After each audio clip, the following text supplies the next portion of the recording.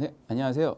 2018 스포츠 지도사 기출문제 문제풀이를 맡은 정수봉입니다. 오늘 이렇게 온라인 강의로 만나 뵙게 돼서 정말 반갑습니다.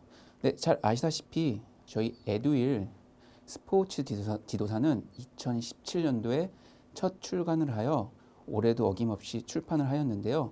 근데 2017년도 첫 해부터 저희는 무료 기출문제, 무료 온라인 강의를 제공해 드리고 있습니다. 그래서 저희 온라인 기출문제를 푸시다가 모르시고 어려운 부분은 저희 온라인 강의를 참고해 주시면 되고요. 그리고 또 저희 에듀윌 스포츠 지도사 교재 뒷부분을 보시면은 2016년도부터 해가지고 17년도, 2018년도 올해까지의 기출문제, 문제풀이 해설이 잘 수록되어 있기 때문에 참고하시면 됩니다. 또한 저희 2015년도도 문제풀이 해설이 있는데요. 그거는 저희가 교재에 포함하지 않았고 저희 에듀윌 온라인몰에 들어가셔서 무료로 다운로드 받으실 수 있습니다. 그래서 내년 2019년도 에듀윌 스포츠 지도사를 준비하는 수험생 여러분들께서는 필히 2015년도 저희 교재 16년도, 17년도, 18년도까지는 포함되어 있기 때문에 교재를 이용하셔서 문제를 푸시면 되고요. 15년도 같은 경우는 별도로 에듀윌 온라인몰에 방문하셔서 무료로 다운로드 하셔서 문제를 푸시고 문제풀이를 하시는 것을 적극 추천해드리고 있습니다. 자, 오늘 제가 여러분들한테 처음으로 무료 동영상, 무료 기출문제 풀이를 해드릴 과목은 바로 이 스포츠 교육학입니다. 그래서 오늘 본론으로 들어가기 전에 간단하게 스포츠 지도사가 무엇이냐, 어떻게 과목이 이루어지고 어떻게 합격이 되는지, 그리고 그 필기를 보시고 난 다음에 어떻게 구술, 실기, 그 다음 이제 연수, 그 과정들이 어떻게 이루어지는지 간단히 설명해 드리겠습니다. 근데 뒷부분까지 필기 이후의 과정까지는 이렇게 상세히 설명 안 드리고, 자, 우선 스포츠 지도사는 우선 전문 스포츠 지도사, 그 다음 생활 스포츠 지도사, 그 다음 유소년 스포츠 지도사, 그 다음 노인 스포츠 지도사, 그리고 마지막으로는 장애인, 즉 특수 스포츠 지도사로 구분되고 있습니다. 근데 여기서 노인과 유소년, 장애인은 필수 과목으로 선택이 되기 때문에 그 해당 과목 한 과목을 의무적으로 포함하고 나머지 4과목을 포함하셔서 총 5과목을 시험 보시면 되고요. 반면에 이 전문하고 생활은 솔직히 기출 문제는 동일합니다. 그래서 어떤 분들은 저는 운동선수 출신인데 전문은 따로 시험을 준비해야 되나요? 이렇게 물어보시는 분들도 있는데 전문 스포츠 지도사 같은 경우는 이제 선수 경력이 있는 선수들이 취득을 하거든요. 근데 그 분들 같은 경우는 실기는 면제입니다. 하지만 필기는 필히 보셔야 되는데 생활하고 전문하고 따로 별도로 구분하실 필요는 없습니다. 두 개의 문제는 동일합니다. 단 이제 시험을 보실 때 A형과 이제 B형을 선택을 하시게 됩니다. 근데 당연히 문제는 동일하지만 A형하고 B형은 이제 문제의 그 번호가 다르겠죠. 네, 그렇게 기출 문제가 출제가 되기 때문에 별도 따로 나는 이제 선수 출신이다, 나는 비선수 출신이다 해서 따로 구분해서 별도로 시험을 준비할 필요 없고 이론 교재나 이런 공부하시는 방법은 다 동일합니다. 그래서 생활을 준비하시는 분, 전문을 준비하시는 분, 차이 없이 다 똑같이 기출문제 이렇게 푸시면은 다 동일하게 되고요. 저희 체육지도자연수원에 들어가시면은 항상 기출문제를 이렇게 다 제공해 드리고 있어요. 그리고 거기에 정확한 필기 접수 일정, 그다음 필기 시험 보는 날, 그다음 실기, 그다음 연수 일정이 상세하게 나와 있기 때문에 참고하시면 됩니다. 보통 스포츠 지도사 같은 생활과 전문 스포츠 지도사 같은 경우는 4월 중순 정도에 이제 필기 접수를 받습니다. 필기 접수를 받고 나서 시험은 5월 초, 확정은 아니지만 매년 이 정도 얼추 4월 중순에 접수를 받고 5월 초에 필기 시험을 치르기 때문에 2019년도도 작년 2018년도와 변함없이 거의 유사한 동일한 일정으로 가지 않을까 판단하고 있습니다. 그래서 필히 그 접수 기간 때 접수 기간을 놓치지 마시고 접수를 하셔서 필기 시험을 무난하게 잘 보시도록 하시고요. 특히 이 스포츠 지도사 같은 경우는 시험 아쉽게도 필기 시험이 1년에 한 번밖에 없습니다. 그래서 참 이게 필기 시험을 한 번 기간을 놓치게 되면은 또 내년을 2020년을 또 1년을 또 기다려야 되기 때문에 참으로 이렇게 긴 시간이죠. 그렇기 때문에 기간을 놓치지 마시고 잘 이렇게 숙지하셨다가 잘 접수하시길 바랍니다. 자, 그래서 생활과 전문 스포츠 지도사는 총 7과목이 나옵니다. 그래서 첫 번째는 제가 오늘 먼저 해드릴 이제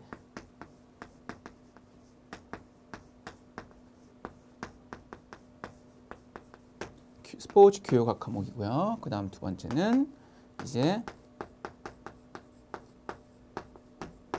사회학, 스포츠, 윤리, 뭐 보통 이제 심리학이 먼저 나오기도 하는데 윤리, 심리학, 그리고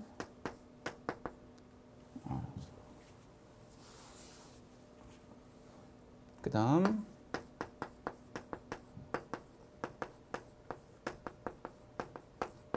한국체육사,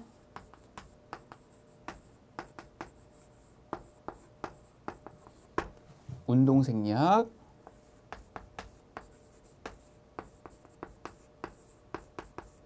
운동역학에서 총 하나, 둘, 셋, 넷, 다섯, 여섯, 일곱 과목의 선택 과목이 나옵니다. 이 선택 과목이라는 말이 나온 이유가 이 중 7과목을 다 보는 게 아니고 5과목만 선택을 하셔서 보시면 됩니다. 그런데 많은 분들이 저한테 물어보는 대다수 질문들이 뭐 전공자고 비전공자를 떠나서 이 중에서 어느 과목을 선택을 해야 합격하기가 쉽죠? 라는 질문을 가장 많이 하세요. 근데 뭐 저는 체육을 전공하는 뭐 학자로서 뭐 이 과목을 선택하시면 여러분 100% 합격합니다라고 장담을 해드릴 수가 없습니다. 그러나 하나 조언을 해드리면 전공자분들 같은 경우는 뭐 이미 대학에서 이 해당 과목은 필히 전공 필수 과목을 필히 수업을 듣습니다. 그래서 이쪽 관련 분야의 뭐 전문 지식들이 뭐 대학을 졸업하신 분들은 막 많이 뭐 잊으실 수도 있지만 갓 대학을 졸업하시거나 지금 대학생인 학생 같은 경우는 이쪽 전문 지식들이 어느 정도 한양이 돼 있기 때문에 뭐 어느 과목을 선택해도 무난히 잘 이론 공부를 하시는데 큰 어려움은 없으실 거라 판단이 됩니다. 하지만 이제 가장 큰 문제는 이제 비전공자분들 같은 경우는 다 이 해당 과목들이 생소합니다. 이 7과목들 모두가. 그래서 어떤 과목을 선택을 해야 내가 쉽게 필기를 통과할 수 있지라고 생각을 많이 하시는데요. 우선은 가장 좋은 방법은 저희 에듀윌 스포츠 지도사 앞부분 챕터를 딱 첫 장을 넘기고 두세 번 페이지를 넘기다 보면은 과목 선택을 위한 예상 문제들이 있습니다. 그래서 각 과목별로 대략 한 뭐 4, 50문제 나오거든요. 예상 문제들. 그걸 한 번씩 쭉 풀어보시면은 그냥 OX, 단답형으로 풀어보시면은 이제 나중에 7과목 다 푸시고 나서 뒤에 점수를 매깁니다. 그러면은 어느 과목에서 내가 높은 점수를 받았는지 딱 평균이 나오세요. 그러면 당연히 높은 점수가 나온 과목은 당연히 내가 그쪽 분야에 해당 과목에 뭐 관련된 지식이 어느 정도 있기 때문에 높은 점수가 나온 거라고 생각을 할 수 있잖아요. 그래서 높은 점수가 나온 과목들을 선택하시는 것을 추천해 드리고요. 근데 그렇게 안 하신다 싶으면은 보통 이 교육학, 사회학, 윤리, 심리학, 이 한국체육사 같은 경우는 저희가 학문을 따지면 인문사회 영역이에요. 인문사회 영역. 그리고 반면에 이 생리학, 역학은 뭐죠? 바로 자연과학 분야거든요. 그래서 뭐 저도 이 체육을 출신한 전공자로서 이 자연과학 분야, 이 운동생리학, 운동역학은 고도의 전문 지식을 많이 요구하기 때문에 비전공자분들께서는 처음에 그 문제를 접하시기에는 어려움이 많이 있으실 거라 생각을 합니다. 반면에 인문사회 분야는 저 기본적인 지식과 조금의 그 전문 지식으로 충분히 문제를 푸실 수 있기 때문에 기본 상식도 해당이 되고요. 그래서 만약 비전공자분들 같은 경우는 이 인문사회 영역 쪽의 과목들을 선택을 하시기를 저는 개인적으로 추천해 드려요. 하지만 이게 꼭 이걸 과목을 선택하세요라고 말씀드리기는 어렵습니다. 자, 그래서 이 각 과목마다 합격 기준은 각 과목마다 괄학제가 있어요. 예, 괄학제라는 거는 평균 이제 40%. 이게 과목당 20문제가 나옵니다. 예를 들면 스포츠 교육을 내가 봤다 그러면 스포츠 교육학에 20문제가 나옵니다. 20문제, 20문제. 예. 자, 근데 여기서 이제 40% 이상의 점수는 취득하셔야 돼요. 그래서 여기서 40%면 몇 문제죠? 8문제죠. 네, 8문제 이상의 문제를 맞으셔야 되고, 자, 그 다음 총 5과목을 선택을 하시잖아요. 네, 이 중에 뭐 평균 60%는 맞으셔야 됩니다. 자, 그럼 내가 5과목을 봤어. 근데 다 40% 이상의 8문제씩 다 맞았어요. 그럼 그게 평균 60%를 넘을 수 있을까요? 못 넘죠. 네, 그래서 명심해야 될 거는 모든 과목 다 골고루 40% 이상의 점수를 획득하셔야 되고 다 5과목 점수를 취합해서 뭐 평균 이 60점 이상을 받아야 됩니다. 그래서 20문제니까 과목당 100점씩이거든요. 그럼 어떻게 되죠? 뭐 한 문제당 5점씩이라고 생각하시면 돼요. 5점. 네. 그래서 최소 10문제에서 12문제는 맞으셔야지 평균 60점을 넘으실 수 있다고 말씀드릴 수 있습니다. 하나 말씀드리면 뭐 내가 개인적으로 완벽주의를 추구한다. 그래서 난 무조건 100점을 맞아야 된다. 하신 분들은 정말 이런 공부를 하나하나 세밀하게 공부를 하셔야 되고 반면에 그냥 이 뭐 합격 커트라인 기준만 난 너무 된다. 예. 뭐 100점 맞았다고 자격증이 뭐 1급이 되고 뭐 최상급이 되고 그런 기준은 없습니다. 다 똑같습니다. 그래서 저도 개인적으로 추천해 드릴 거면 이 20문제 중에 뭐 저도 지금부터 이제 바로 본론으로 들어가서 스포츠 교육학에 대해서 문제 풀이를 해 드리지만 이 20문제 중에 대략 한 2에서 한 두세 문제 정도는 좀 상당히 난이도가 있는 문제가 나옵니다. 저희 보통 교재도 잘 수록되어 있지 않는 그런 내용이 가끔 종종 나오기도 합니다. 왜냐하면 이거는 매년 그 출제자분들이 바뀌거든요.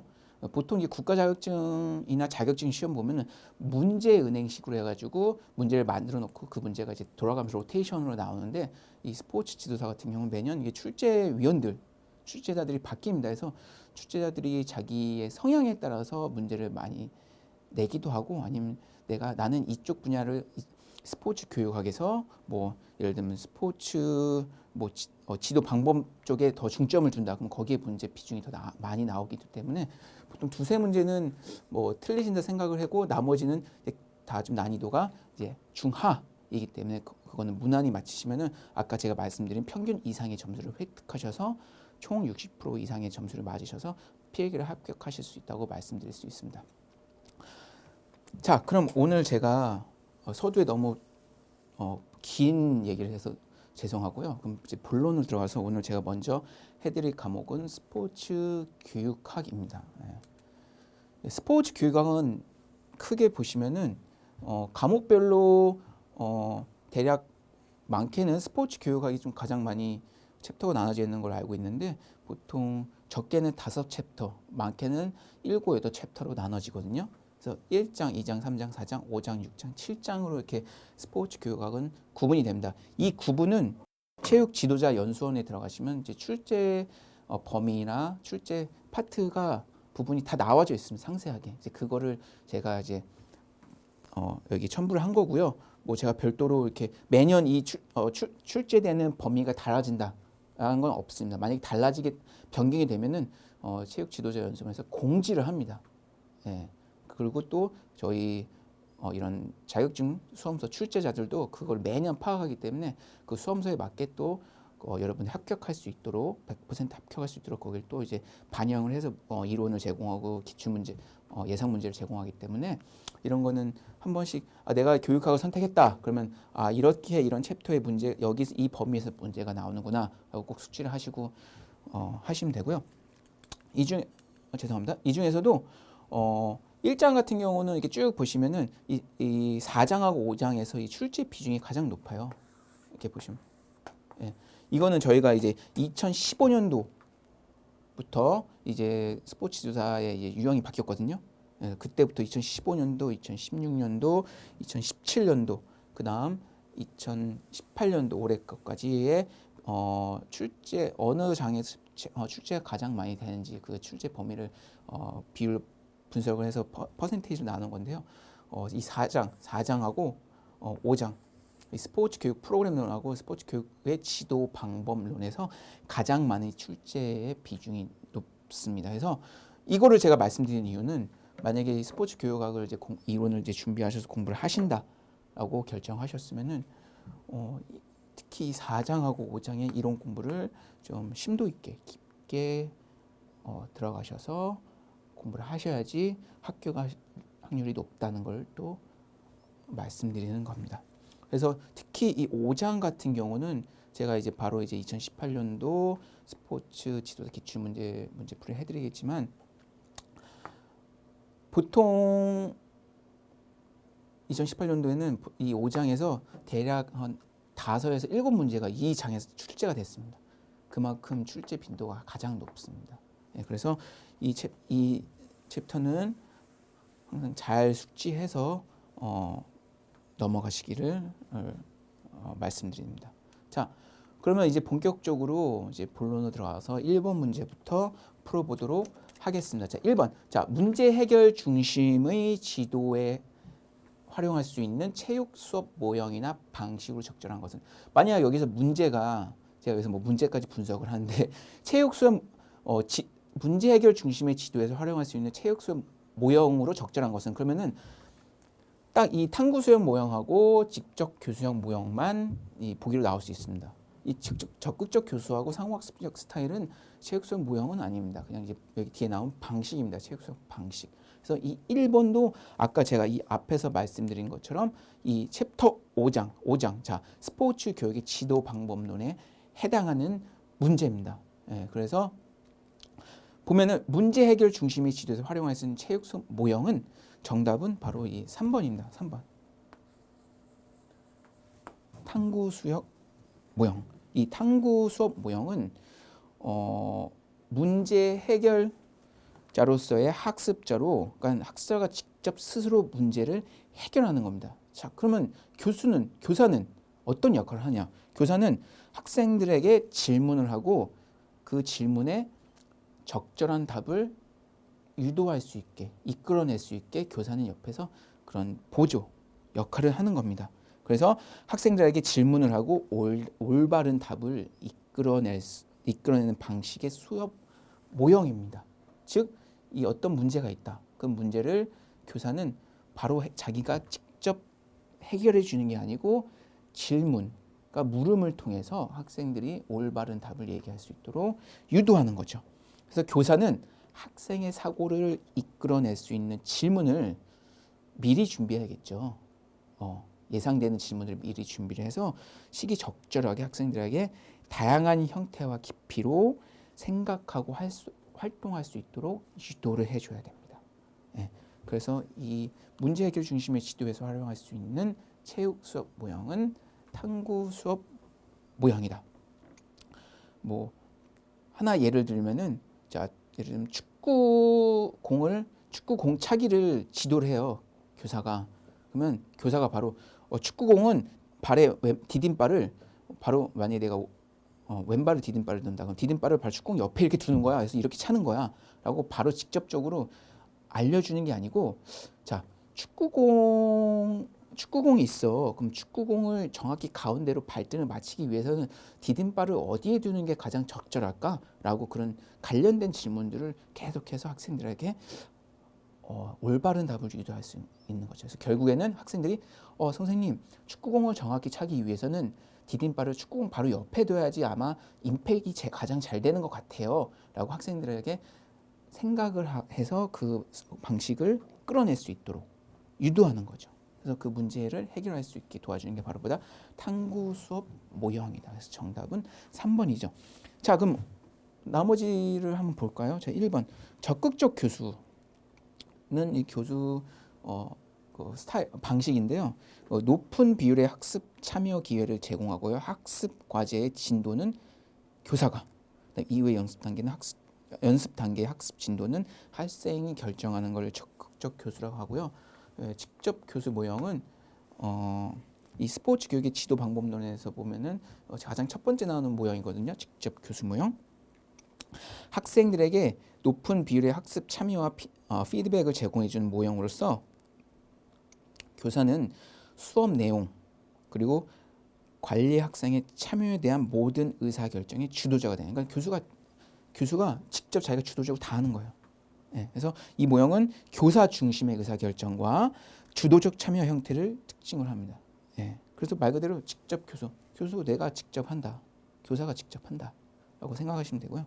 마지막 상호 학습형 스타일은 이 교수 학습 스타일은 자기 짝과 함께 상호 관계 속에서 학습하며 교사가 제공한 수행 기준에 준하여 짝에게 피드백을 제공합니다. 그리고 한 학생은 실시자가 되고 다른 한 학생은 관찰자, 그리고 교사는 관찰자와 상호작용하는 스타일의 교수 기법을 얘기하고 있습니다. 자, 그래서 1번의 정답은 바로 3번이죠. 탐구 수업 모형.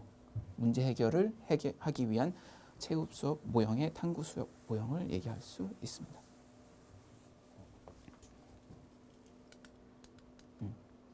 자, 다음은 이제 보기 문제가 나왔네요.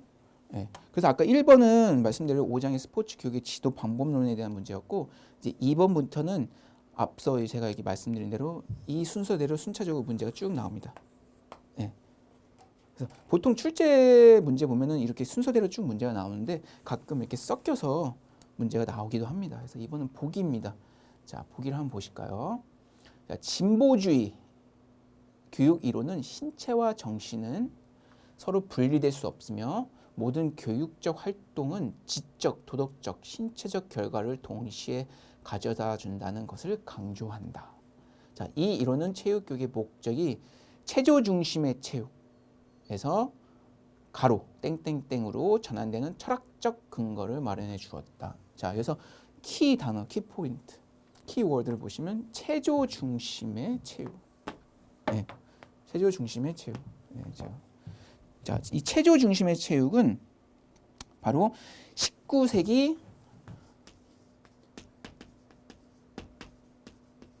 초중반이 바로 뭐죠?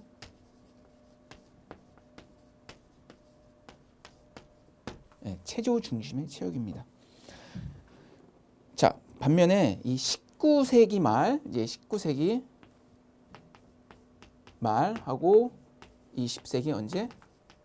초는 뭐다? 바로 자, 신체를 통한 교육.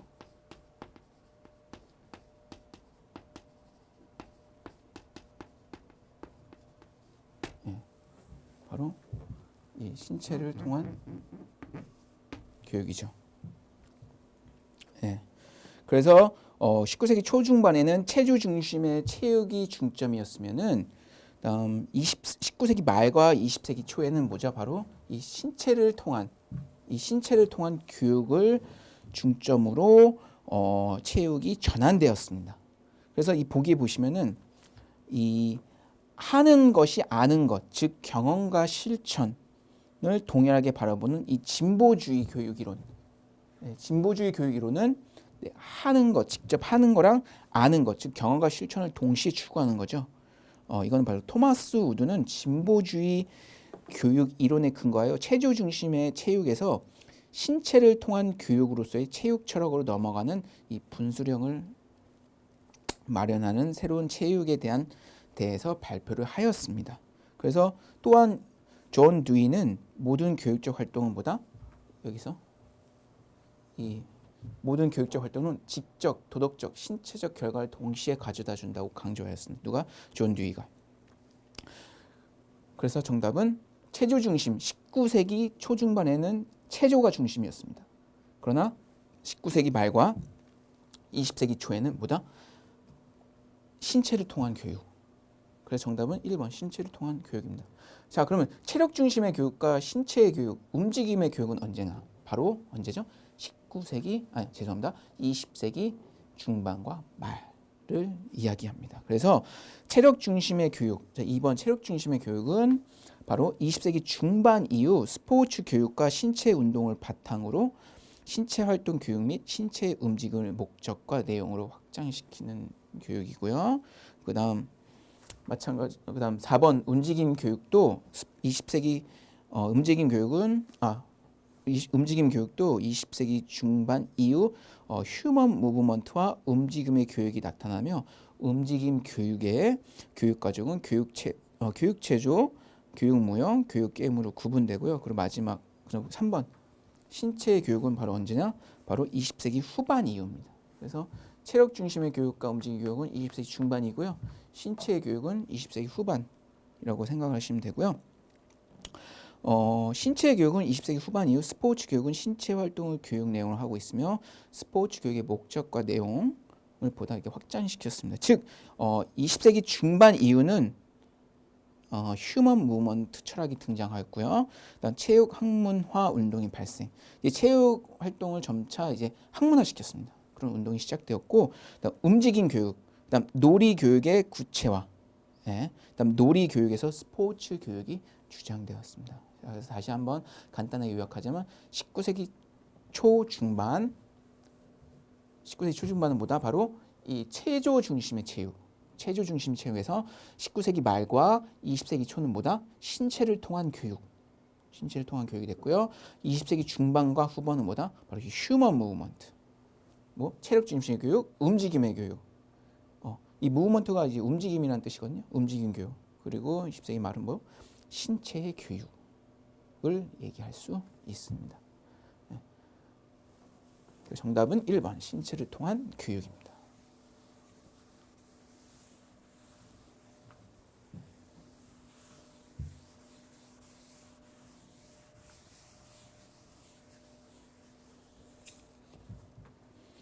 자, 다음 이제 초등학교 스포츠 강사의 역할에 대한 설명으로 옳지 않은 것이죠. 옳지 않은 것. 자, 그래서 중요한 건 뭐다? 체육 교사가 아니고 스포츠 강사. 스포츠 강사는 다시 한번 말씀드리지만 정규 체육 교사가 아닙니다. 이 스포츠 강사는 제가 스포츠 강사의 역할에 대해서 말씀드리면 첫 번째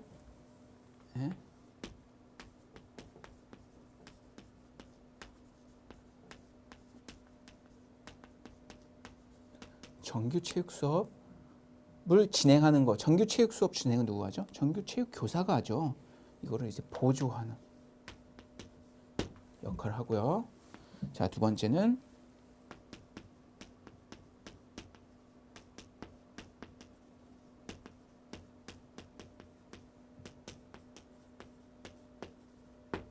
학교 스포츠 클럽 지도.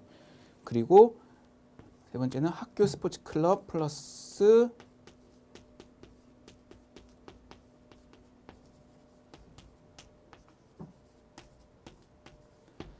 방과 후 활동 지도. 그리고 네 번째는 체육 수업에 흥미와 즐거운 기회를 제공하고 일단 전문가, 개발자, 안내자, 보조자 등의 역할을 하는데 키 포인트는 이겁니다. 정규 체육 수업을 보조하고 학교 스포츠 클럽을 지도하고 학교 스포츠 클럽 플러스 방과 후 활동을 지도하는 역할을 합니다. 자, 그럼 여기서 초등학교 스포츠 강사의 역할에 대한 설명으로 옳지 않은 것을 묻는 겁니다. 자, 1번 보시죠. 학교 스포츠 클럽 및 방과 후 체육 활동을 지도한다. 정답이죠. 자, 스포츠 클럽은 여기서 하나 말씀드리면은 정규 교육 과정이 아닙니다. 그러니까 체육 수업이 아니에요. 정규 체육 수업이 아니고 바로 이 비교과 활동 중에서 이 창의적 체험 활동에 포함되는 활동입니다. 예, 그래서 창의적 체험 활동에 여러 가지 활동이 있는데 그 중에서 나는 이제 스포츠 활동을 할 거다. 그러면 이제 그게 바로 이제 스포츠 클럽에 해당되고요. 예. 그래서 1번 학교 스포츠 클럽 및 방과 후 체육 활동을 지도하고 2번 담임 교사의 보조를 받아 예, 정규 체육 수업을 주도적으로 지도한다. 자, 이 말이 무슨 말일까요? 그러면 담임 교사는 가만히 있고 담임 교사가 스포츠 강사에 시켜서 스포츠 강사가 정규 체육 수업을 자기가 스스로 주도한다는 거죠. 자, 이게 맞을까요? 틀렸죠. 왜? 스포츠 강사는 정규 체육 교사가 아닙니다. 그래서 정규 교과 과정에 있는 체육 수업을 주도적으로 지도할 수는 없어요.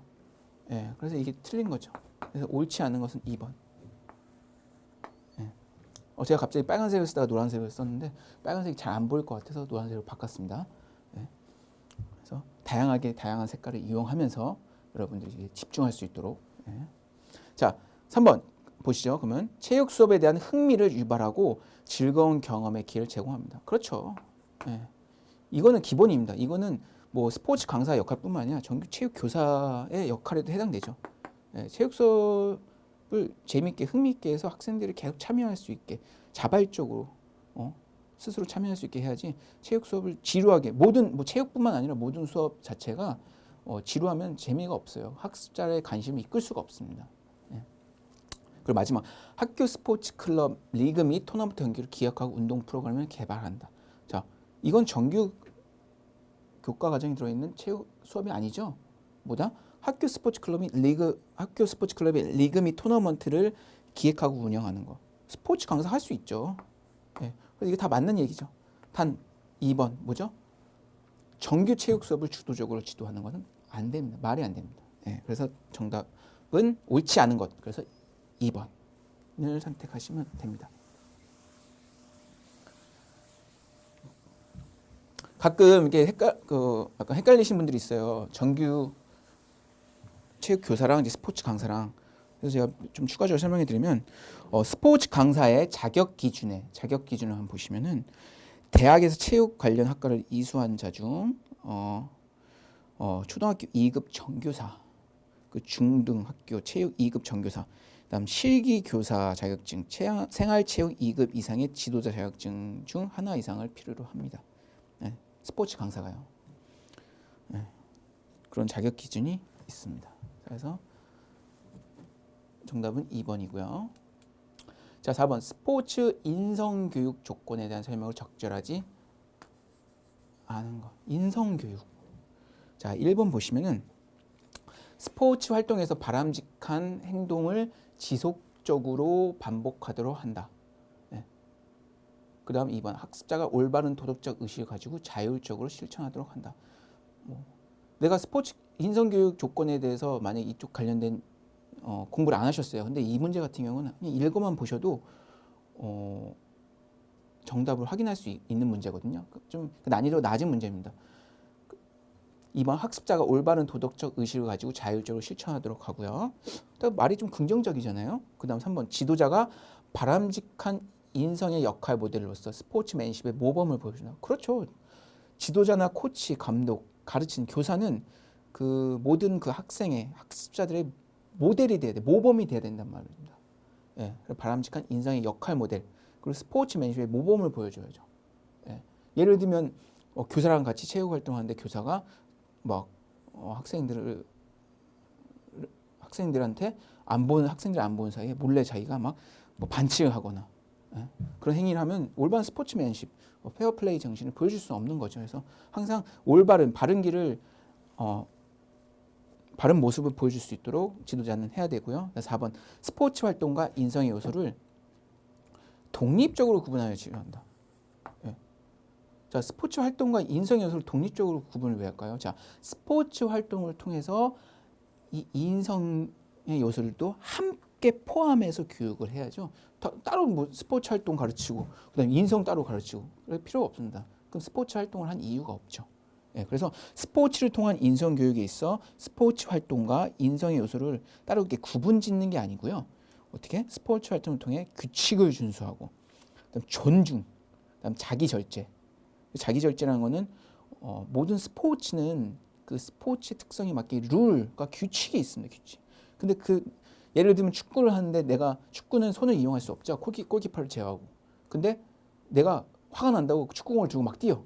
그건 축구가 아니고 뭐죠? 바로 럭비죠. 따라서 스포츠를 통한 인성 교육에 있어 스포츠 활동과 인성의 요소를 구분하는 것이 아니고 독립적으로 구분하는 것이 아닙니다. 그래서 스포츠 활동을 통해서 규칙을 준수하고 존중하고 자기를 절제하는 등 또한 협동을 배우고 하면서 인간의 도덕적, 사회적 인성을 함께 기르는 것이 바로 이 스포츠 활동의 인성교육의 조건에 해당합니다. 그래서 인성교육의 조건에 대한 설명을 적절하지 않은 것은 바로 이 4번 스포츠 활동과 이성의 요소를 독립적으로 구분하지도 한다. 만약에 이런 내용이 나오면 그냥 문제를 상세히 읽어보고 약간 부정적인 언급이 나오거나 부정적인 글이 있으면 그게 정답으로 체크를 하시면 됩니다. 네. 그래서 정답은 4번.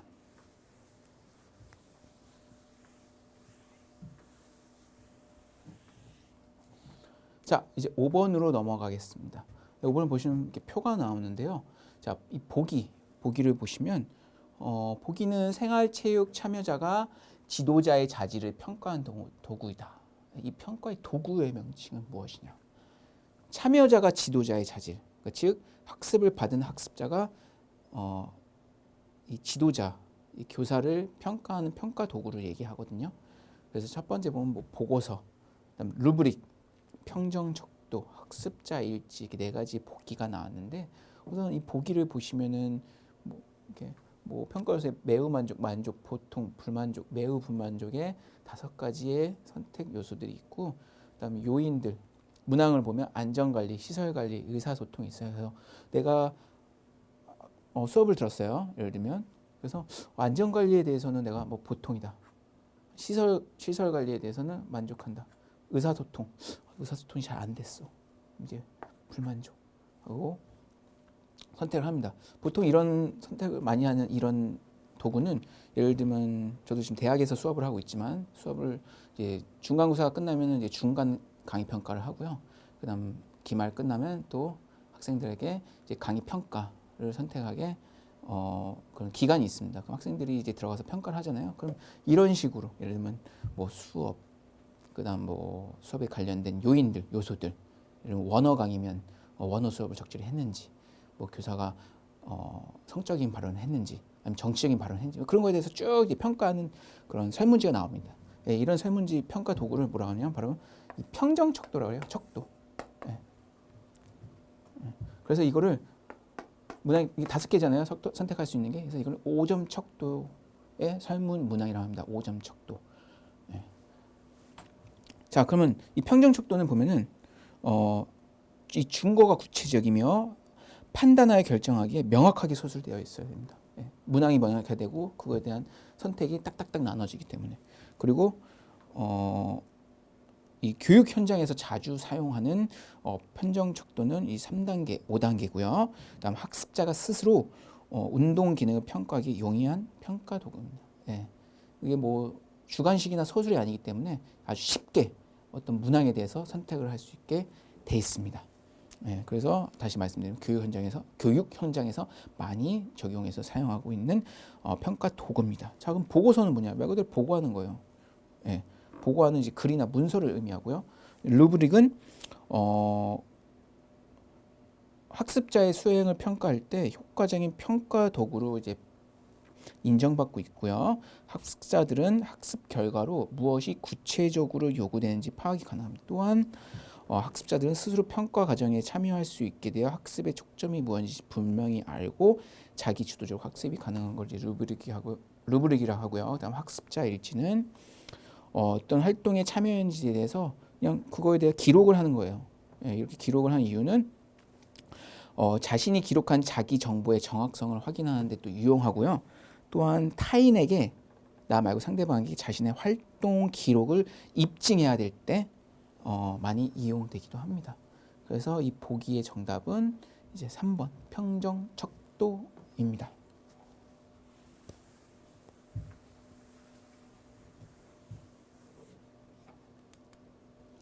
다음 또 보기 문제가 나왔습니다. 그래서 뭐 보통 선택 7과목을 보면은 이 보기에 관련된 문항은 필히 나와요. 보통 20문제 중에 많으면 10문제가 보기 문제고요. 적은 4에서 5문제 정도가 이제 보기 문제로 나오기 때문에 이 보기 문제 같은 경우는 보기 안에 답이 있어요. 그래서 이해가 안 되신다 싶으면은 보기를 집중해서 잘 읽어보시고, 그래도 생각 안 난다 그럼 눈을 잠시 감으시고 다시 한번 이제 생각을 해보세요.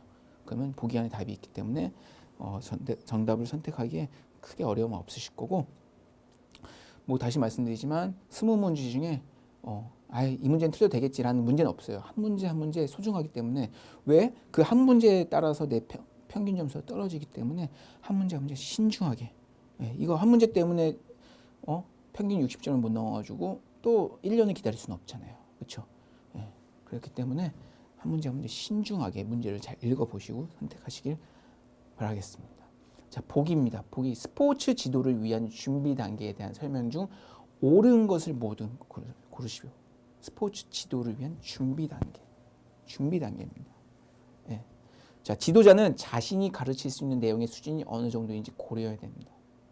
다음 니은 학습자의 성취 결과뿐만 아니라 향상 정도를 평가할 수 있는, 이게 글이 내려왔는데 이렇게 올라가야 됩니다.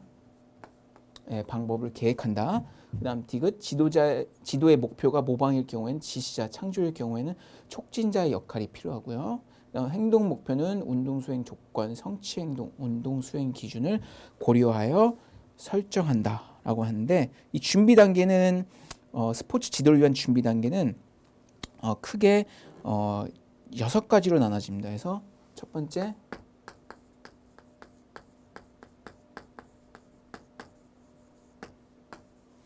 맥락 분석,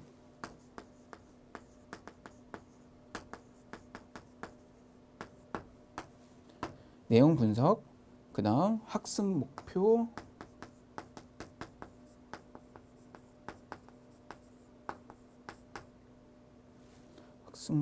분석, 관리 구조,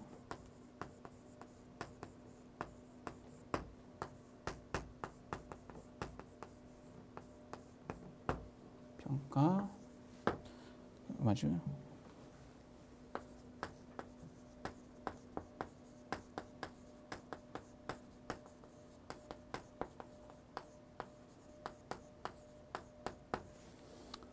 지도자와 학습자의 역할, 이렇게 6가지 나눠지는데, 첫 번째 맥락 분석, 내용 분석, 학습 목표 분석, 관리 구조, 평가, 지도자와 학습자의 역할, 이렇게 나눠집니다. 자, 그럼 보시면은 기억, 지도자는 자신이 가르칠 수 있는 내용의 수준이 어느 정도인지 고려해야 됩니다. 이게 뭐죠? 바로 이 내용 분석에 해당되고요. 이 분석은 가르치는 내용 방법, 학습자가 배우는 것에 영향을 미치는 것들에 대한 분석이고요. 이 니은 학습자의 성취 결과뿐만 아니라 향상 정도를 평가할 수 있는 방법을 계획한다. 평가가 많이 들어갔죠. 뭐죠? 평가. 이 5에 해당됩니다.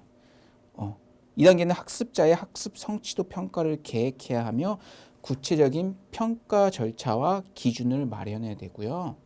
그다음 지도의 목표가 모방일 경우에는 지시자, 창조일 경우에는 촉진자 역할을 한다. 이건 뭐다? 지도자와 학습자의 역할입니다.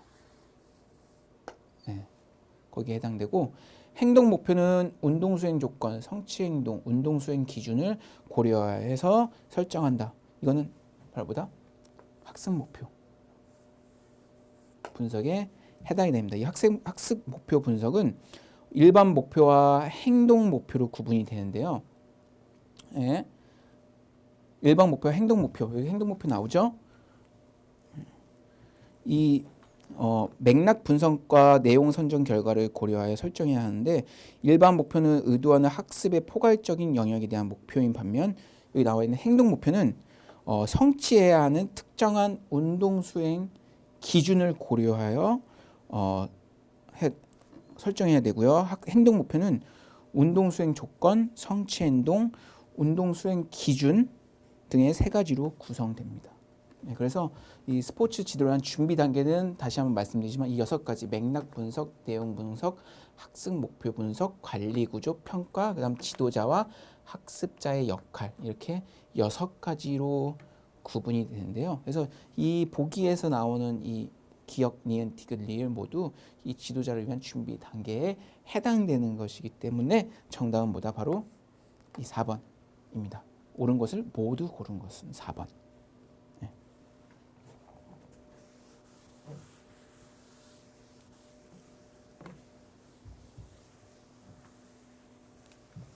자, 다음은 7번입니다. 자, 학습자의 부적절한 행동을 감소시키는 전략의 명칭과 사례가 바르게 연결된 거. 자, 옳은 것을 고르는 겁니다. 어떤 거? 학습자의 부적절한 행동을 감소시키는 전략. 자, 1번 신호 간섭. 네, 신호 간섭을 보시면 신호 간섭은 예를 들면 학습자가 부적절한 행동을 했을 경우 그 교사는 그 부적절한 행동한 사람하고 이 약간 눈으로 이 아이 컨택 시선을 마주침 같은 행동을 하고 손의 움직임 너 그런 행동하지 마 아까 그렇게 명시하던가 혹은 부지한 행동을 감소시키는 그 밖의 행동들 즉 부적절한 행동을 했다 학습자가 수업 및 학업에 방해되는 뭐 부적절한 부지한 행동을 하면은 직접 앞에 가서 가르치는 거 그러니까 신호로 그거를 멈추게 하는 겁니다. 신호 간섭. 네. 그래서 지도자가 옆 사람과 잡담하는 학생을 가까이 간다. 이건 아니고요. 틀린 거고 신호 간섭은. 그다음 접근 통제. 동료의 연습을 방해하는 학습자를 일정 시간 동안 연습에 참여시키지 않는다. 이 접근 통제는 뭐냐면 예를 들면 이렇게 부적절한 행동을 하죠. 그럼 학생에게 직접 가까이 가서 그 학생 앞에 서 있는 겁니다. 네. 직접 학생 앞에 가서 서 있어서 그 행동을 못하게 접근을 통제시키는 거죠. 그래서 동료의 연습을 방해하는 학습자를 일정 시간 동안 연습에 참여시키지 않는 건 아니고요. 삭제훈련, 운동기구 정리를 잘하지 않는 학습자에게 기구를 정리를 반복으로 연습시킨다. 삭제훈련은 학습자가 부적절한 행동을 하잖아요. 그럼 부적절한 행동을 하지 않을 때 칭찬이나 보상을 하여 부적절한 행동을 삭제하는 겁니다. 네. 그리고 마지막 보상 손실. 연습 시간에 계속 지각하는 학습자의 경기 출전권을 제한한다. 예. 이 보상 손실은 말 그대로 연습 시간에 계속 지각하는 학습자의 경기 출전권을 제한하는 것은 학습자의 잘못된 행동이죠. 예. 계속 지각하는 학생은 당연히 부적절한 행동, 잘못된 행동을 하고 있기 때문에 그거에 대한 적절한 처벌을 주는 겁니다. 너는 또 늦었으니까 이번 연습에 참가를 못해. 예를 들면 또 너 이번에 또 늦었으니까 다음 경기 출전 못해. 라는 식으로. 그래서 자기가 운동선수한테 운동선수가 경기를 출전 못한다는 거는 뭐죠?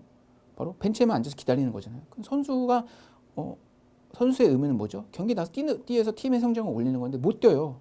그럼 뭐다? 내가 하고 싶은 거, 내가 좋아하는 거를 통제하는 거잖아요. 그렇죠?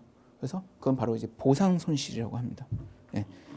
학습자가 잘못했을 때 그 행동을 제한하는 거, 즉 좋아하는 것을 줄이는 보상 손실을 의미합니다. 네. 그래서 바르게 연결된 거는 뭐다? 7번에 4번 이 보상 손실. 네. 4번이 정답이었습니다.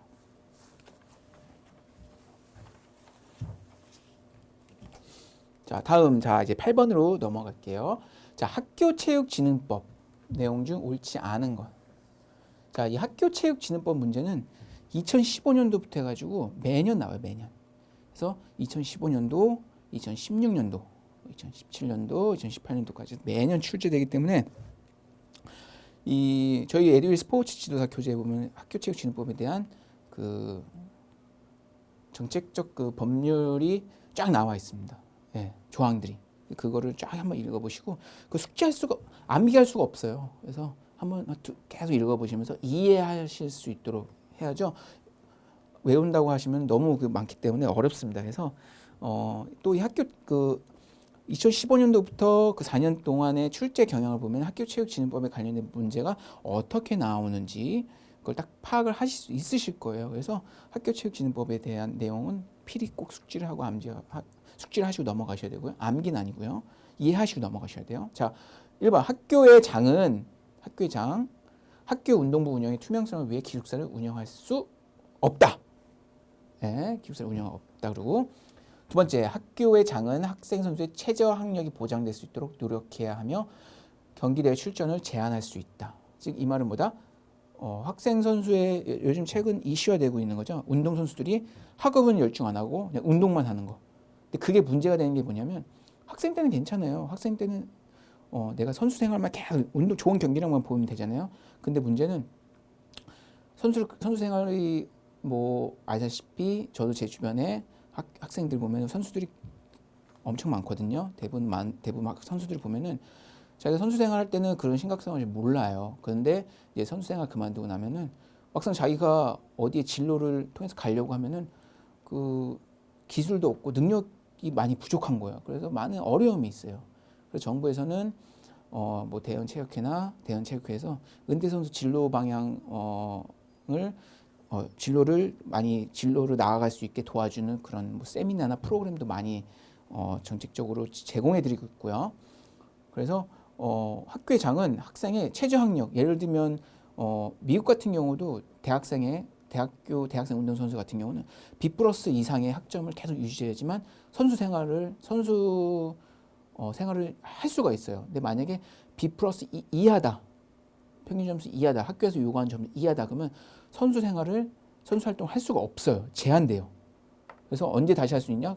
다시 학점을 올려야지만 선수 경기에 출전할 수 있거든요. 그런 식으로 우리나라도 이제 이게 바뀌어가지고 학생 선수의 최저 학력이 보장될 수 있도록 이 학교의 장은 내가 최저 학력이 보장 안 되면 이 학생은 경기대에 출전할 수 없습니다.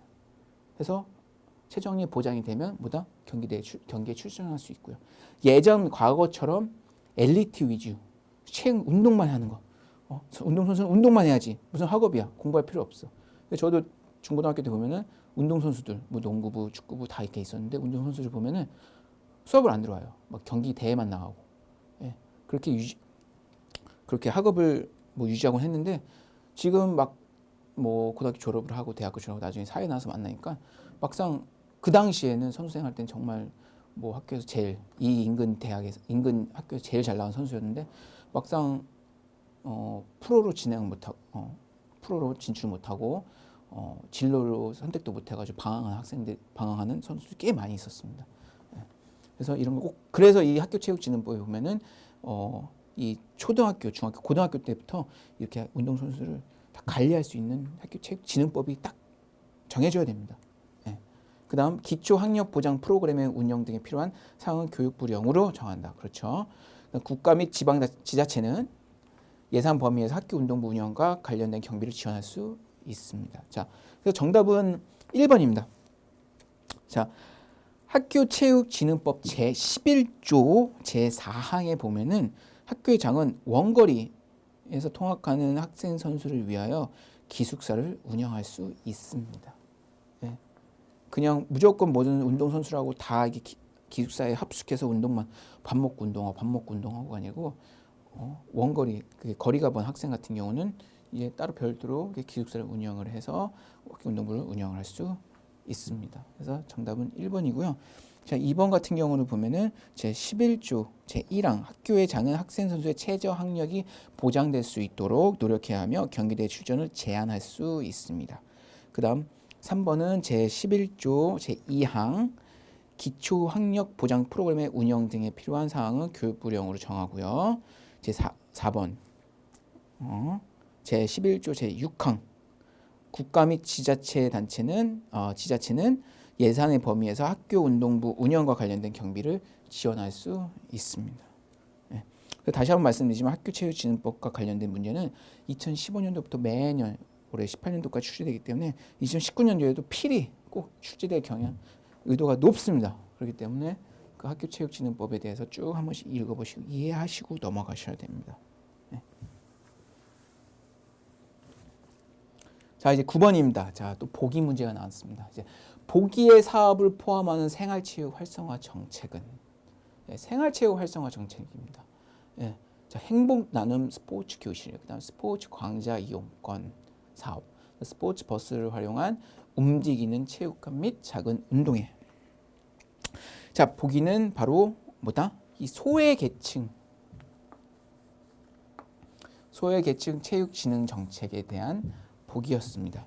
자, 이 행복 나눔 스포츠 교실은 소외계층 청소년을 대상으로 한 스포츠 체험 기회를 제공하는 프로그램으로 건전한 여가 활동 환경 조성과 다양한 종목을 대상으로 한 체험 교실 운영을 목적으로 하고 있고요. 스포츠 강좌 이용권 사업은 기초 생활 수급자의 유청소년들을 대상으로 약간 체크카드식 스포츠 강좌를 이용할 수 있는 카드를 발급을 해줍니다. 그래서 이걸 통해서 지정된 시설을 방문하면은 이 카드를 사용해서 일정한 강습비를 지원해주는. 그래서 그걸 통해서 스포츠 활동에 많이 참여할 수 있도록 장려시키는 생활체육 정책이고요. 마지막 스포츠 버스는 소외계층 청소년을 대상으로 다양한 체육활동 참여 기회를 제공하고 건전한 여가 활동, 여가 조성 및 스포츠 참여의 형평성 모든 평등하게 난 돈이 없다고 스포츠를 참여할 수 없고 나는 소년소녀 과장이라고 스포츠 활동에 참여할 수 없고 그런 게 아니고 모든 유소년, 청소년들이 평등하게 체육활동에 참여할 수 있게 제공해주는 생활체육 활성화 정책입니다. 예. 그래서 이런 활동을 생활체육 활성화 정책을 통해서 그 해당 지역 사회의 통합화를 기여하고 생활체육 소외 부재 지역의 체육 기회를 제공할 수 있는 여건을 마련해 주는 역할을 합니다. 이거 세 가지 정책 외에도 스포츠 버스 프로그램과 연계한 스포츠 푸드 트럭 운영으로 소외 지역 주민들에게 건강한 밥상을 제공을 해주고 건강한 체육 활동 참여 계기를 마련해 주고요. 또 스포츠 꿈나무에게 스포츠 꿈나무들에게 찾아가는 선수촌 식사 제공 및 스포츠 스타와의 멘토링 활동을 통해서 미래 국가대표 선수로 도약하도록 동기를 부여하는 프로그램들이 있습니다. 또한 제가 지금 학교에서 학생들을 가르치고 있지만 그 외에 또 스쿠버 강사를 활동하고 있는데 올해도 그 스포츠 강사, 스포츠 스타와 함께하는 생활체육 활동이라 해가지고 제가 무료로 서울시에 사는 주민들 대상으로 해가지고 무료 스킨 스쿠버 강습을 한 2달 전에 시행을 했습니다. 그래서 한 총 7개 기술을 이제 교육을 했는데요. 그런 게 바로 이 평소에 내가 스킨스쿠버, 예를 들면 스킨스쿠버라는 종목을 접하기는 어렵습니다. 누구한테 배워야 되는지 모르고 비용이 얼마나 드는지. 그래서 정부에서 서울시에서 그 비용을 제공해 줘요. 그래서 그렇게 무료로 체험할 수 있는 기회를 제공해 주면서 스포츠 활동 참여를 촉진시키는 거죠. 자, 이런 게 다 생활체육 활성화를 활성화시키는 정책들이다. 네. 저 개인적으로 체육을 전공하는 학자로서 이런 엘리트 체육 위주의 마지막 20번째 문제에 대해서도 다시 설명해 드리겠지만 과거에 우리나라는 너무 엘리트 위주의 체육 정책을 너무 집중적으로 포화시켜서 엘리트 육성에만 집중이 됐는데 이제는 점차적으로 정권이 바뀌면서 혹은 시대가 바뀌면서 이 생활체육 유럽권 문화에서는 올림픽이나 그런 아시안 게임 올림픽이나 세계 월드컵 대회 그런 종목마다 월드컵 대회가 다 있는데 그 출전한 선수들 보면은 다 생활체육에서 다 성장을 해가지고 그런 대회에 참여를 합니다. 그만큼 아시다시피 엘리트보다 생활체육에 대한 그 저변도 더 클 뿐만 아니라 인구도 더 많아요. 즉 그 말은 그만큼 더 많은 선수들을 육성할 수 있다는 거죠. 예, 그래서 우선적으로 엘리트 스포츠가 성장하기 위해서는 바로 그 베이스 기반 그 아래에 뭐가 있다? 바로 생활체육입니다. 생활체육이 활성화돼야 엘리트 체육도 클 수가 있는 겁니다. 그래서 생활체육을 활성화시킬 수 있는 이런 정책들은 예산만 된다면 적극적으로 많이 만들어서 활성화시키는 걸 저는 너무 추천해드리고 너무 좋아합니다. 자, 이번 동호인 체육진흥정책, 직장인 체육진흥정책, 유아체육진흥정책 이 세 개 다 진흥정책이 다 있습니다. 실제로 지금 현재. 그래서 이거에 대한 설명은 저희 애들이 스포츠 지도사 책 보면 해설이 잘 나와 있기 때문에 그걸 참고하시면 됩니다. 자, 다음은 이제 중반부로 와서 이제 10번 문제입니다. 자, 스포츠 지도 시 집중 전략으로 적절하지 않은 것, 적절하지 않은 문제입니다. 적절한 것을 고르는 거랑 적절하지 않은 것, 잘 문제를 집중하셔서 읽어보시고 정답을 고르시기 바랍니다. 자, 이 문제 같은 경우도 앞서 제가 설명드린 대로 그냥 상식, 기본 상식이라 얘기보다도 문제를 읽어보면서 좀 부적절한 어휘나 문맥이 있다. 그럼 그 정답을 선택을 하시면 됩니다. 자, 보시면 1번. 자, 주의가 소란할 때는 학습자와 사전에 약속된 신호를 사용하는 것이 필요하다. 네. 그렇죠. 예를 들면 다 경험해 보실 거예요. 해보셨을 거예요. 자, 어디 가서 앞에서 리더가 자, 박수 3번 시작. 그러면 딱딱딱 3번 치거나, 자, 모두 그 합주기가 됩시다. 그러면 합라고 그런 암묵적인 그런 약속된 신호로 뭐 시끄럽거나 뭐 주의가 혼란할 때 그런 용어나 제스처를 사용해서 주의를 주목시키죠. 네, 그 얘기를 하는 거고요. 스포츠 지도시. 그다음 학습자의 주의가 기구에 집중되면 기구를 정리한 후 집합하여 설명하는 좋다. 이 얘기는 내가 만약에 체육관에 들어왔어요. 체육 수업을 하려고. 근데 이번 수업은 예를 들면 배구예요. 배구 수업을 하는데 배구공이 체육관 여기저기 막 열려져 있어요. 그러면 생각을 해보세요. 학생들이 들어오자마자 바로 줄 쓸까요? 아니죠. 뭐부터 하죠? 그 배구공 잡고 서로 막 장난을 치겠죠. 그러면 수업이 원활하게 진행이 될까요? 수업을 할 수 있게 학생들을 집합시킬 수 있을까요? 안 됩니다. 그래서 그때는 어떻게 한다? 그 배구공을 다 정리해서 그 배구 함에 다 모아서 깔끔하게 정리를 하고 수업을 진행할 수 있도록 배구공을 제공해 주되 그건 나중에 수업 중간중간에. 예를 들면 배구공도 제공을 해줄 때 그냥 배구공을 뿌려서 야 하나씩 가져. 그게 아니고 한 명씩 딱딱 이건 너 공이야, 이건 너 공이야 섞이지 않게 잘 갖고 있어. 너 공, 너 공 이렇게 한 명씩 지목을 해서 주면은 이 수업도 혼란하지 않고 원활하게 진행이 될 수 있습니다. 그래서 그 얘기고요. 그 다음 학습자의 주의를 집중하기 위해서 가능하면 지도자는 햇빛을 등지고 설명한다. 즉 제가 이렇게 야외에서 수업을 하고 있어요. 체육 수업을. 근데 햇빛이 제 등 뒤에 있다는 겁니다. 그러면 학습자는 어떨까요? 학습자는 눈이 부셔서 이 지도자를 볼 수가 없어요. 그래서 이때는 어떻게 해야 되냐? 반대로 오히려 지도자가 등을 돌려서 햇빛을 직접 마주보고 수업을 해야 됩니다. 이렇게 학습자가 햇빛에 눈이 부셔서 지도자를 볼 수 없으면 그건 뭐다? 수업에 집중을 할 수가 없어요. 학습자들은 짜증이 나고 햇빛을 가리는데 정신이 없어요. 그러면 지도자가 무슨 얘기하는지 알아듣지 못합니다. 그렇기 때문에 가능하면 지도자가 햇빛을 직접 맞이하고 서서 학습자를 가르쳐야 되고요. 학습자가 4번 설명을 정확하게 이해하도록 지도자는 학습자 가까이 설명하는 것이 좋다. 즉 예를 들면 제가 이렇게 여기 서 있습니다. 넓은 강당에서 수업을 하는데 저 맨 뒤에 있는 학생들한테 만약에 내가 육성을 사용한다면 들리진 않습니다. 그렇기 때문에 그때는 마이크를 사용해서 멀리 있는 학생들까지 들릴 수 있도록 목소리를 높여야 되고요. 그래서 학습자 설명을 정확하게 전달할 수 있도록 이해시킬 수 있도록 지도자는 학습자 가까이 설명. 만약에 내가 학생이 많아서 가까이 못 간다면 마이크를 사용해서 멀리 있는 학생들한테 명확히 들릴 수 있도록 전달을 해야 되고 가까이 있는 학생들 같은 경우는 특히 체육 수업은 야외에서 많이 하기 때문에 야외의 그런 환경에 의해서 소음들이 많이 들립니다. 그래서 되도록이면 가까이 다가가서 직접 크게 목소리를 전달할 수 있도록 해야 됩니다. 그래서 스포츠 지도시 주의 집중 전략을 적절하지 않는 것은 뭐다? 바로 3번 지도자는 햇빛을 마주보고 설명을 해야 합니다. 네.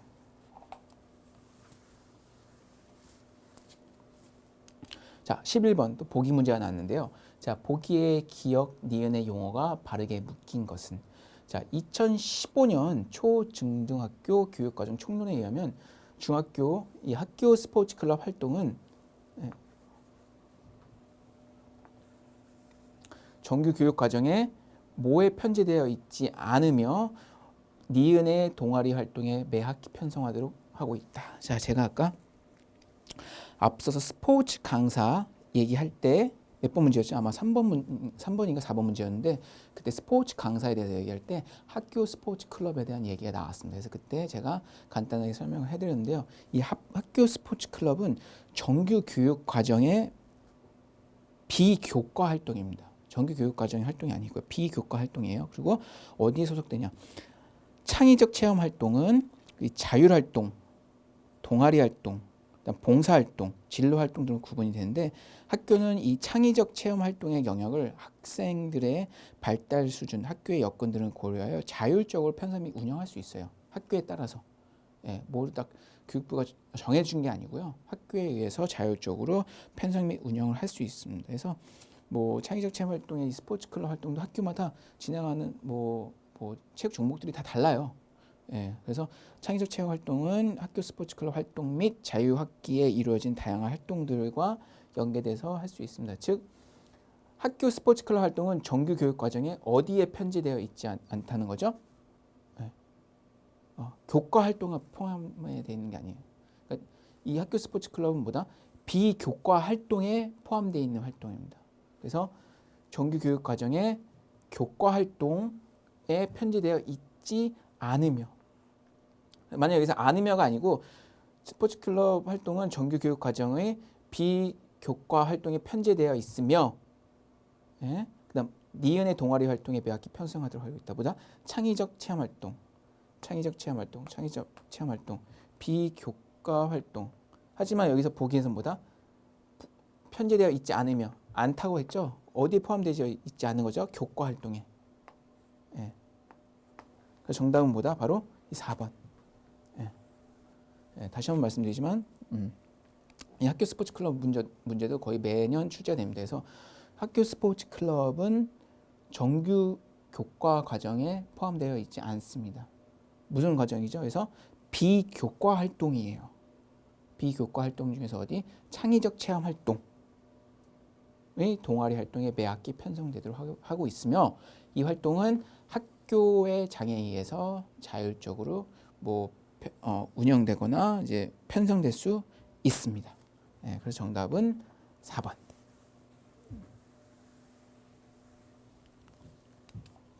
다음은 12번입니다. 자, 앞으로 12번부터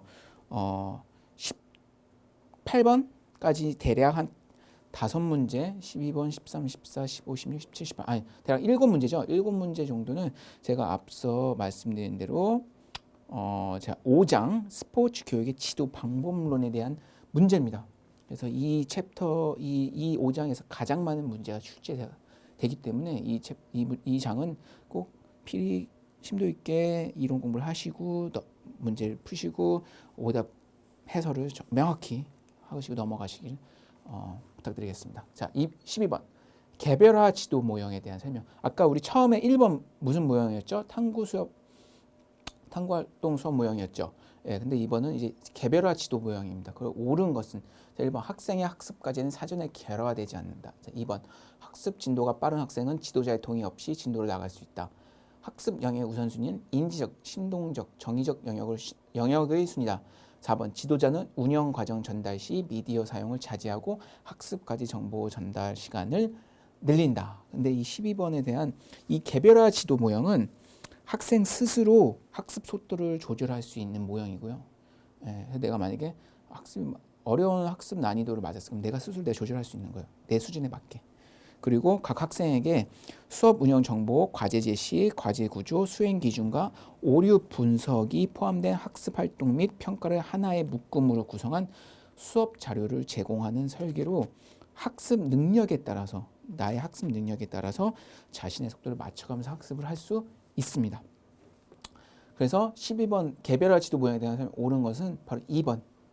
예. 학습 진도가 빠른 학생은 지도자의 동의 없이 내 스스로가 진도를 조절해 나가면서 나갈 수 있습니다. 그래서 1번 이 개별화 지도 모형은 학생의 학습 과제는 뭐다? 사전에 제공하는 설계입니다. 사전에 제공을 합니다. 네, 이건 틀렸고요.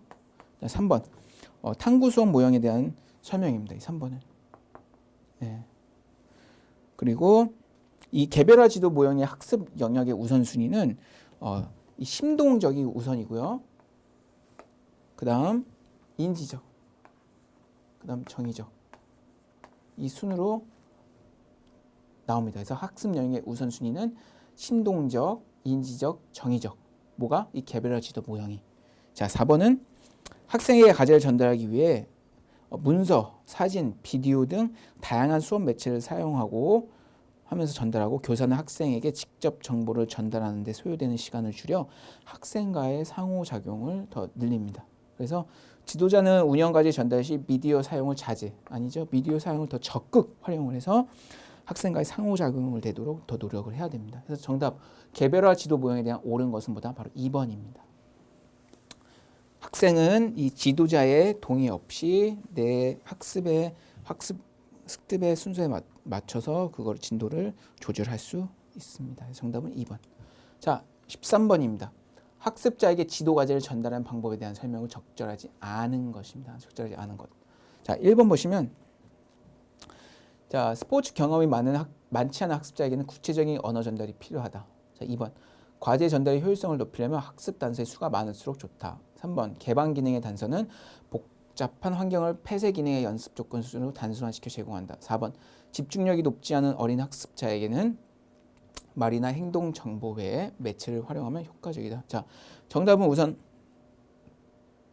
2번입니다. 네, 2번을 보시면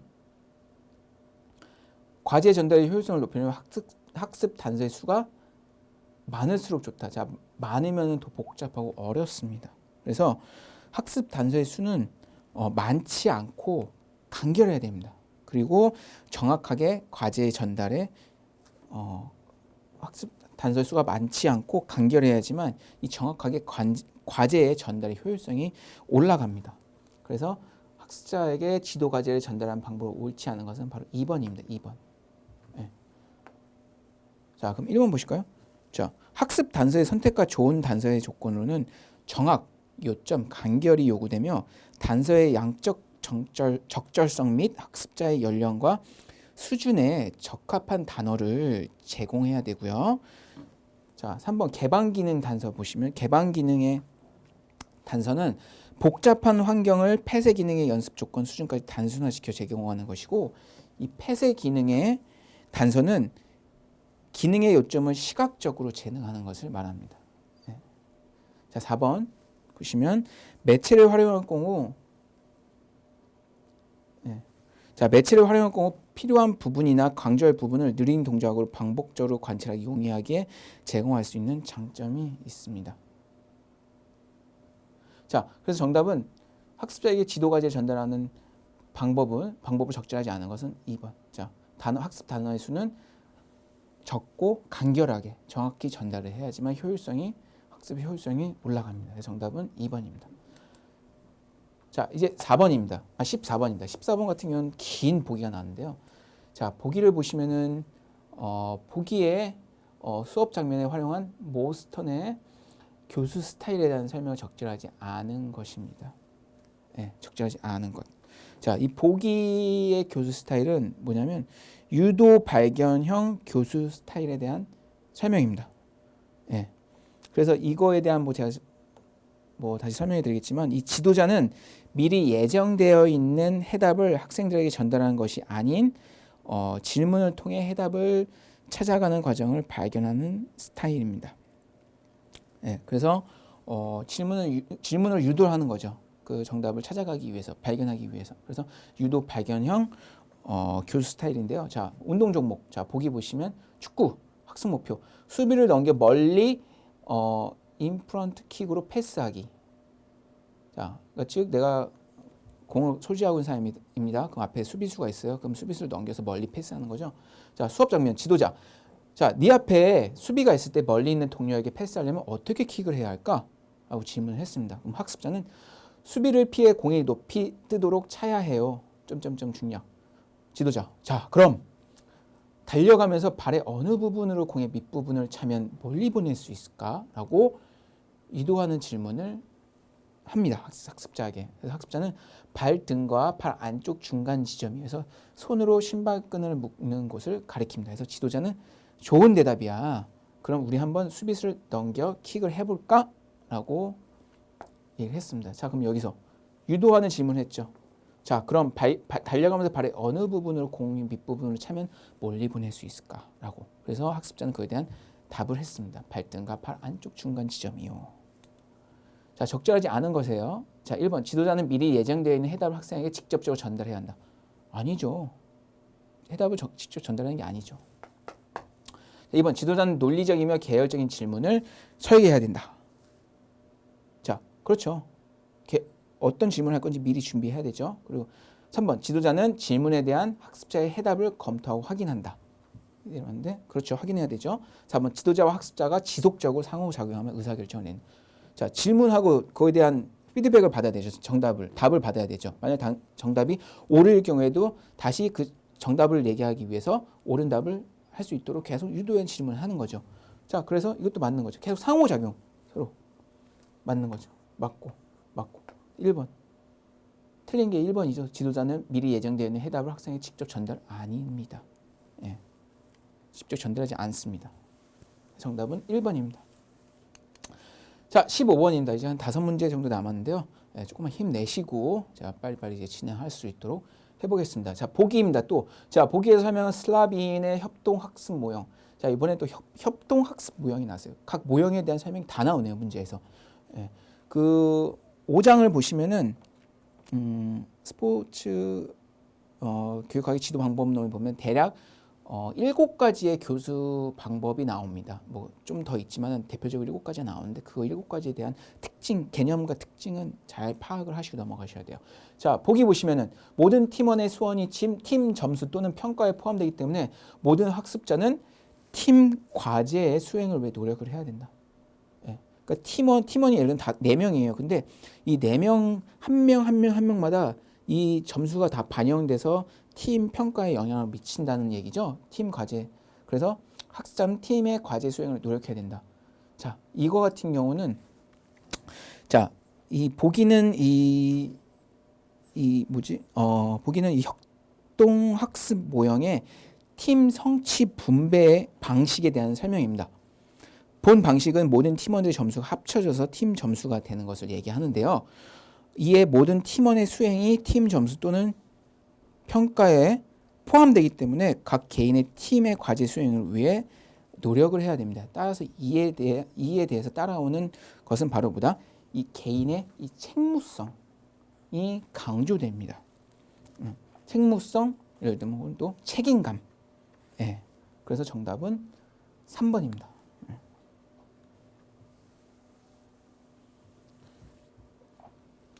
자, 16번입니다. 보기 문제도 나왔습니다. 보기는 김 감독과 강 코치의 대화입니다. 기억에서 강 코치가 고려하지 못한 학습자 상태와 니은에 해당하는 적절한 교사 지식이 바르게 묶인 것은. 보기가 쭉 나왔고요. 그래서 뭐 강 코치 딱 보시면 기억, 감독님 기억. 제가 요즘 우리 팀 승리에 집착하다 보니 초보 선수들에게 너무 어려운 기능을 가르친 것 같습니다. 그래서 김 감독이 뭐라 그랬냐면 그럼 선수들의 수준에 맞게 적절한 기능을 선정하고 가르칠 수 있는 방법을 함께 생각해 봅시다 라고 얘기를 했습니다. 자, 기억. 제가 요즘 팀에 집착하다 보니까 너무 어려운 기능을 그 수준에 맞지 않는 기능을 가르친 거예요. 그래서 근데 여기 보시면은 얼추 이거에 대한 정답을 선택할 수 있게 뭐 착하게 또 이렇게 설명도 해놨어요. 지도 방법 지식하고 교수 방법 지식이라고. 그래서 지도 방법 지식은 여기 보시면 뭐 영어를 보시면은 제너럴이잖아요. 제너럴은 뭐죠? 일반적인 거, 보편적인 거.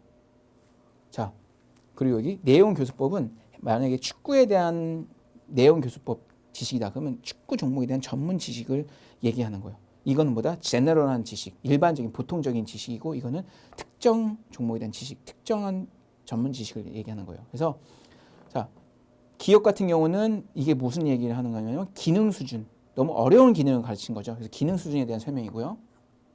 그럼 1번하고 3번은 제외됩니다. 4번. 그럼 선수들에게 맞게 적절한 기능을 가르칠 수 있는 방법을 생각을 해보자 라고 얘기를 했어요. 누가? 김 감독이. 그럼 이건 뭐다? 바로 그 선수들에 맞게, 특정 선수들에 맞게. 이 선수들은 뭐다? 초보 선수들이죠. 그 선수들에게 맞게 기능을 제공하는 거죠. 전문적인 기능, 초보자들한테 맞게. 그래서 이건 바로 이 내용 교수법에 대한 지식입니다. 예. 이 지도 방법 지식은 뭐라고 했죠? 일반 보통적인 것, 보통 일반적인 지식. 예. 그 내용 교수법은 뭐다? 특정한 이 컨텐츠 날리지라 나오죠. 이게 컨텐츠 날리지라 해가지고 특정 어떤 컨텐츠에 대한 지식, 그러니까 전문 지식이라고 얘기할 수 있어요.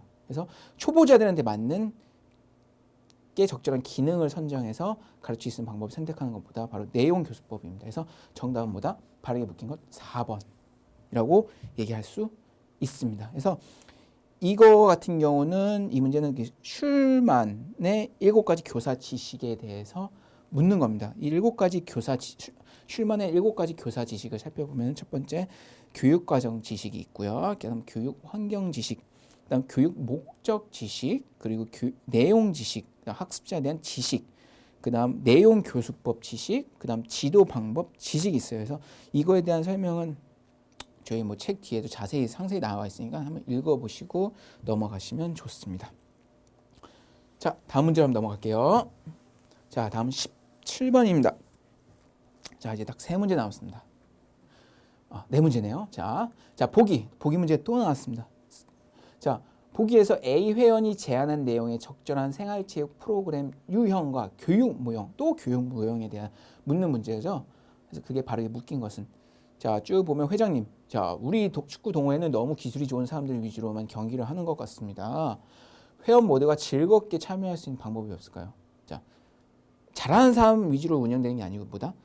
전체 팀원을 위해서 뭐 팀원이 모두 즐겁게, 뭐 저도 조기 축구 활동을 했지만은 저도 주말에 조기 축구 활동했는데 보면은 딱 가면은 암묵적인 룰이 있어요. 예, 딱 그 나이 드신 분이 제일 먼저 경기를 뛰고 늦게 들어온 늦게 들어온 사람이나 이제 신참 같은 나이가 어린 학생들은 보통 뭐 나중에 뛰거든요, 게임을. 예, 약간 그런 얘기죠. 예, 뭐 나이가 많거나 잘하는 사람 위주로 이제 팀을 뛰는 거. 하지만 회장이 제안했어요. 그거 말고 우리 조기축구 회원들 다 균등하게 즐겁게 할 수 있는 방법이 없을까라고 얘기했어요. 그래서 A 회원이 이때 얘기했죠. 전체 회원을 기능이 비슷한 몇 개 팀으로 나눠서 리그전을 하면 됩니다. 회원과 팀의 공식 기록도 남기고 시상도 하면 어떨까요? 그리고 팀마다 코치, 심판, 기록원, 해설가 등의 역할을 맡도록 하면 모두가 실력에 상관없이 다양한 활동을 체험하며 친목도 도용할 수 있습니다. 자, 여기서 키워드는 뭐다? 다양한 활동. 비록 조기축구 가서 내가 축구만 하는 게 아니고 뭐다? 나가서 심판도 보고 레프리, 심판도 보고 그다음 뭐 예를 들면 그 앞에 축제형으로 해가지고 뭐 해설도 해주고 아니면 뭐 뒤에 가서 뭐 볼보이도 해주고 그것도 하나의 역할이잖아요.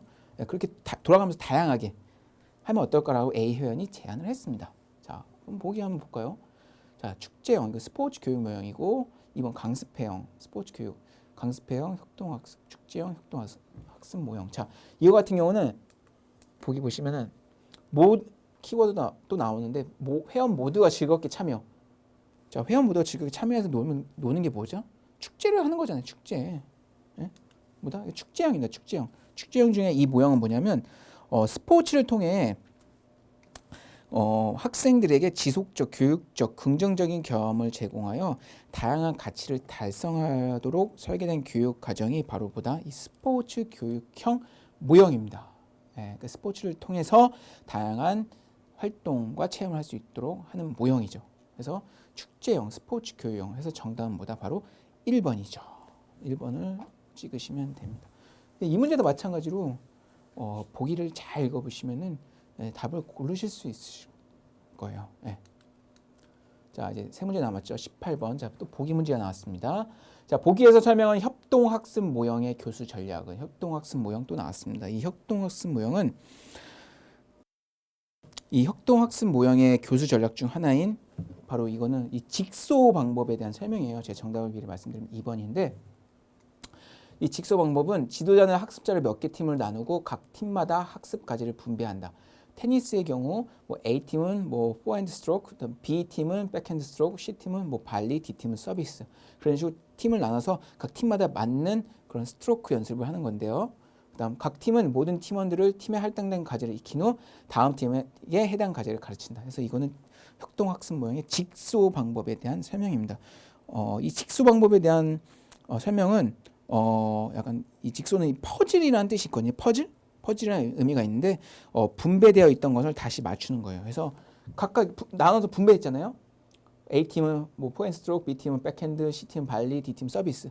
하지만 이 팀들이 서로 분배되어 있던 걸 다시 나눠서 서로 상대방을 다시 가르치는 거예요. 그러면서 이 퍼즐 하나씩 맞추는 건데 이 직소는 직소 1하고 직소 2, 직소 3가 이런 방법이 있어요. 그래서 이 방법에 대한 뭐 상세한 설명은 저 교재를 참고하시면은 거기에 자세하게 설명이 나왔습니다. 네. 그래서 정답은 3번. 자, 19번입니다. 19 보기 또 나왔습니다. 자, 보기에 해당하는 스포츠 창의성의 요소로 가장 적절한 것은 스포츠 창의성으로 가장 적절한 것. 자, 여기 좀 지우겠습니다. 자, 농구 경기에서 상대팀의 기능이 우수한 센터를 방어하기 위해 팀원들의 기존의 수비법을 변형하고 대인 방어와 지역 방어를 혼합한 수비법을 즉흥적으로 구상하여 적용한다. 자, 이 방법은 뭐냐? 자, 보기 보시면 팀원들이 기존의 수비를 변형하고 새로운 수비법을 구상하여 적용하고 있는 뭐다? 그냥 전술적 창의력이에요. 예. 기존의 틀에 막혀 있는 전술이 아니고 새롭게 상대방의 팀에 맞춰서 그 팀에 맞게 창의적으로나 전술적으로 이렇게 바꾸는 거죠. 예. 그래서 전술적 창의력을 얘기하는 거고. 자, 1번 표현적 창의력은 부분 움직임이나 동작 등을 독창적인 방법으로 실감나게 표현하는 것이고요. 그러니까 말 그대로 표현하는 거, 움직임을 표현하는 거. 그다음 3번의 기술적 죄송합니다. 3번의 기능적 창의력은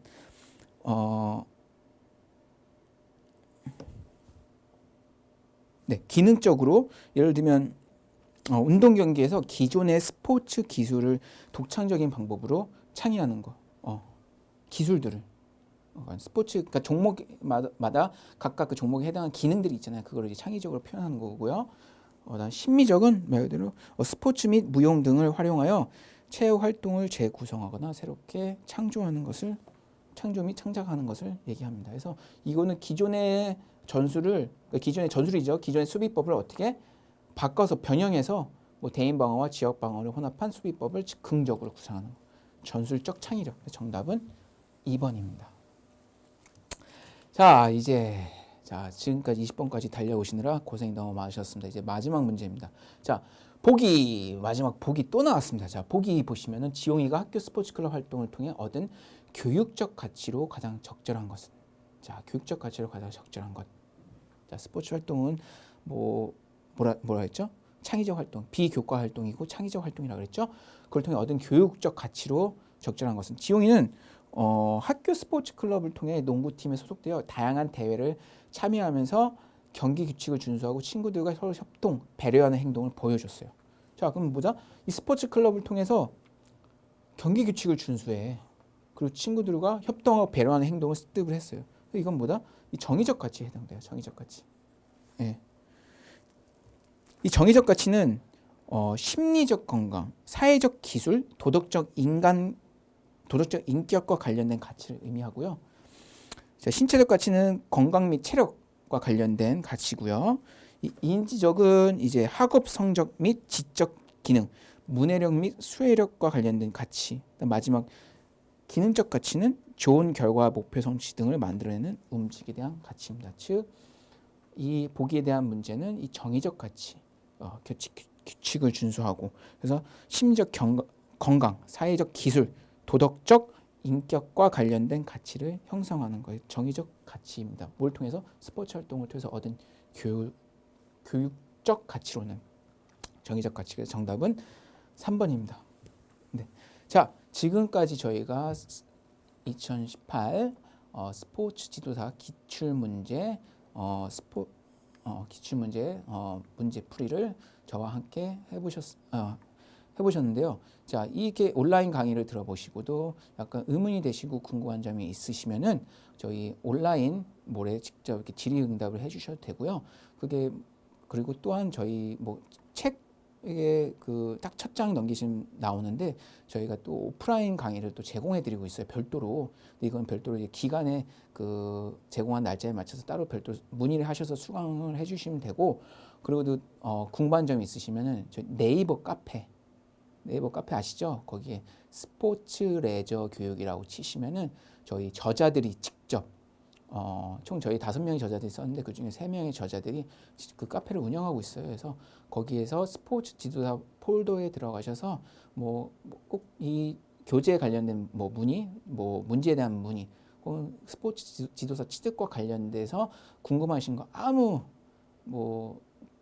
질문 올리시면은 저희가 365일 24시간 상시 바로바로 이렇게 피드백을 드리고 답변을 드리기 때문에 저희 네이버 카페 스포츠 지도사 스포츠 레저 교육 카페를 적극 활용해 주시기 바랍니다. 자, 지금까지 스포츠 교육학 문제풀이를 진행하였습니다. 자, 이상 마치겠습니다. 감사합니다.